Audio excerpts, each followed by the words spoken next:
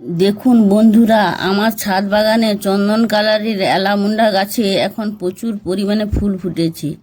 এই সুন্দর হালকা চন্দন রঙের ফুল শুধু বাগানের সৌন্দর্য বাড়ায় না, মনকে শান্ত করে দেয়। অ্যালামুন্ডা গাছ খুব সহজেই বড় হয়, তবে ভালো ফুল পেতে কয়েকটি বিষয় মনে রাখতে হবে। প্রতিদিন অন্তত 6 থেকে 7 ঘন্টা রোদ লাগাতে হবে, আর মাটিতে জৈব সার ভালো ড্রেনেজ থাকলে গাছ সবসময় সতেজ থাকে। আমি সপ্তাহে একদিন সরিষার খোল পচা জল আর সামান্য ভার্মি কম্পোস্ট দিই, তাই গাছে এত সুন্দর ফুল এসেছে। আর একটা গুরুত্বপূর্ণ কথা, শুকনো ডাল পুরানো ডাল কেটে দিলে তার থেকে নতুন কুঁড়ি ও দ্রুত ফুল আসে। ছোট যত্নেই ছাদ বাগান হয়ে উঠতে পারে ফুলের স্বর্গ।